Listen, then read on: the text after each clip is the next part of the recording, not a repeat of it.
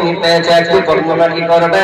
সবাই বলছেন বন্ধু রে, আমি তো মসজিদের ইমাম।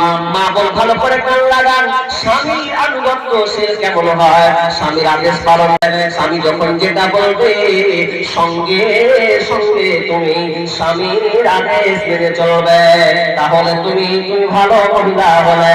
এবার সবাই তিনি বর্ণনা করছেন, জাইনাব বিনতে জারিরকে যখন আমি বিবাহ করলাম, বিবাহ করার সময় আমি একজন মসজিদের ইমাম, মসজিদের খাতে ফজরের সময় হয়ে গেছে, আজান হয়ে গেছে। যখনই আজান হয়ে যাওয়া, আমি যখন ঘর থেকে মসজিদে যখন যাব, বের হব, এমন সময় একটা বড় একটা বিছানা দেখতে পেলাম।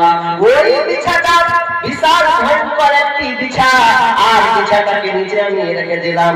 আমি ভাবলাম আজান হয়ে গেছে, তুমি তো আমার, তবে আমি আর বিছাটাকে মারবো না। আমি বিছাটাকে কি করলাম, বিষাক্ত একটা বিছা, ওই বিছাটাকে একটা গামলা দিয়ে ঢেকে দিলাম। ঢেকে দেওয়ার পর জাইনাব বিন জারিরকে বলছেন, দিদি আমি এখানে ঢেকে দিলাম, খবরদার তুমি গামলাটাকে যতক্ষণ পর্যন্ত আমি না আসবো আর তুমি এই জায়গাতে বিদ্যমান থাকবেন, একটু যেন তুমি নড়াচড়া করবে না। স্বামীর আদেশ, তোমাকে এখানে থাকতে হবে। আমি গেলাম, এসে যাবো, আমি আবার ওই বিষাক্ত বিছাটাকে মেরে দিব, কারণ এই সময় আর মারছি না, ঢেকে দিয়েছি। এবার মসজিদে চলে গেছেন, ফজরের নামাজ জামাতের সঙ্গে কমপ্লিট করার পর যখন বাড়িতে যখন ঢুকছে, এমন সময় দেখতে কাজটা উল্টা হয়ে গেছে। ওই বিছাটাকে, যে বিছাটাকে ঢেকে রাখা হয়েছিল, এরপর বিছাটা কিন্তু কোন রকম করে যেন বাইরে চলে এসেছে। আর যেমন বাইরে চলে আসা, পাশে ছিলেন তার বিবি, আর ওই বিবির পায়ে যেন কামড় মেরে দিয়েছে। যেমনই কামড় মেরে দেওয়া, জায়গাটা যেন বিষাক্ত হয়ে গেছে, ফুটে ব্যথা অনুভব করছে। বাড়ি এসে দিদিকে বলছেন, দিদি কি হয়েছে?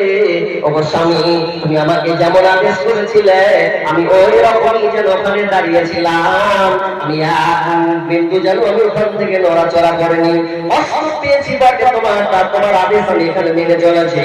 তখন তিনি কি বললেন, আরে আমার বিবির মাথাটাকে নিয়ে তিনি সূরা ইখলাস, সূরা নাস এবং সূরা ফালাক পড়ে ফুঁকটা যেন দিয়ে দিলেন। আর যেমন ফুঁক দেওয়া সঙ্গে সঙ্গে পাটা যেন ব্যথাটা দূর হয়ে গেল। তিনি নিজে তার বন্ধুকে বর্ণনা দিচ্ছেন, তাহলে আমি সুন্দর মহিলা পেয়েছি বন্ধু আমার। আমি যখন যেটা বলি আমার সোনার বিবি তখন সেটা এসে মেনে চলে, আমার অর্ডারের বাইরে সে একটু যেন কোনো